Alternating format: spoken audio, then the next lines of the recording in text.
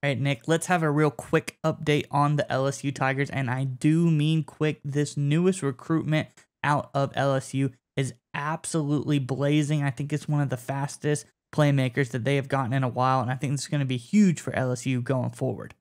Yeah, Miles, what LSU and Coach Kelly have done and continue to do on the recruiting trail is certainly admirable, and Tigers fans will appreciate the report that you dug up. But before we get into that, the regular season is not that far away, and that's why LSU fans, I want you guys in the comment section below to give us your prediction in terms of final record for the LSU Tigers.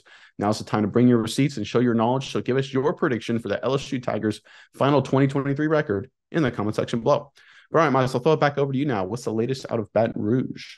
Yeah, Nick, the Tigers have scored an absolute game breaker in the speed factor today at the wide receiver position. We're talking about none other than their latest commitment, Jelani Watkins. This guy was absolutely phenomenal. Let's get into particulars, then we can break down the pick. This is from over on LSU Wire, Nick. It says, earlier Friday, Jelani Watkins received a prediction from On3 to commit to LSU. Just a few hours later, the four-star wide receiver committed to the Tigers. Watkins is a 5'10", 5'9", depends on who you're asking, 160-pound four-star wide receiver from Houston, where he plays for Klein Forest High School.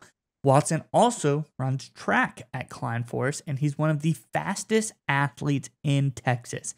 He won the Texas 6A 200-meter state championship as a junior with a 20.54 second time, which proved 0.32 seconds faster than second place. And he also ran before that earlier in the districts. He ran a 20.39 200 to win the district championship in April 2023. Watkins becomes the 23rd overall commit from the 2024 class. The class is currently ranked as the number 9 class in the country by 24/7 Sports, but could soar even higher on August 10th as two of LSU's top prospects will choose where they're going to play their college football. And Nick, seeing all of the commitments, we think that they may slide towards LSU because they've been doing a great job recruiting as of late. But this Jelani Watkins guy, he is no joke. He has game-breaking speed at the wide receiver position. He can take the top off of defense. And even though he might be slight statured, this guy seems like a heck of a player. But Nick, what do you think about this signing, and what does it mean for the program going forward?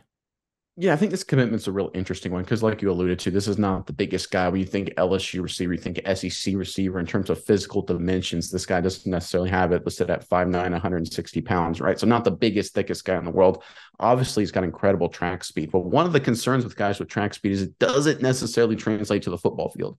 With Watkins, yes, it does. This guy, if you watch his film, and look, he played in the Houston area. That's big time high school football in Houston. I think 5A, 6A school, something to that size, which is probably, in my opinion, one of the top 3 or 4 areas for high school football in the entire country. So this is, again, top flight competition. He's playing against a lot of LSU commits, a lot of Texas commits, Oklahoma commits, elite level competition in that part of the world. When you put on the film of how he plays, he just looks like he's playing at another speed. He's faster and quicker. One of the issues with track guys, like, well, can they change direction? Can they shift? Are they able to move horizontally across the field instead of just straight line speed? Watkins can. He has unbelievable quickness. His straight line speed is only part of his game. This guy will be an absolute game breaker at the college level. We talk about it all the time. The way you can get past really smart, talented defenses led by defensive coaches like Nick Saban in Alabama, and of course, like Kirby Smart at Georgia, is just break him with speed. Break him with unbelievable playmaking speed. That's how Clemson gave Alabama a lot of fits. That's how LSU a few years ago with the Burrow era with guys like Jamar Chase gave Alabama a lot of fits because they just unbelievable game-breaking speed. That's exactly what Watkins can bring to the table. And that's something that will make defensive guys like Saban, like Smart, throw up their hands in frustration. We saw in the NFL with the Kansas City Chiefs and Tyreek Hill. Everyone had all these great schemes and strategies to try and stop the Chiefs. Tyreek Hill just ran by him. Eventually, all these defensive coordinators that get paid millions of dollars threw up their hands and just said, all right, we're just going to do a 2 deep zone and just hope everything goes okay. That's essentially what a guy like Watkins can do at the college level as well. I think this will be a huge game-breaking decision for LSU getting this commitment. Yeah, Nick, and I want to talk a little bit about this guy's accolades. First of all, let's talk about the guy who recruited this guy. We're talking about Cortez Hankton. This is a guy who had a little bit of a stay over in Georgia, recruited some really top-tier players. Just to give everybody an idea that when they pick this guy, they know what they're looking at talent-wise. This guy, Hankton, has recruited the likes of George Pickens, a top-tier receiver at Georgia, now looking to be a top-tier receiver in the NFL.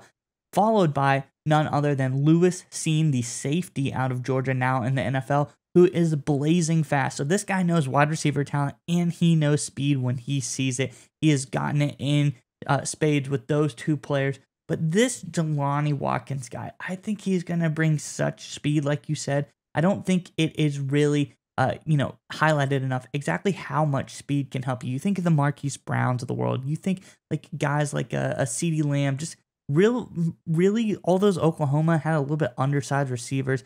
Guys are really, really quick, take the tops off of defenses. This guy does exactly that. We see his 100-meter time, 10.33 seconds, blazing fast. Obviously, his 200-meter was 20.39 seconds.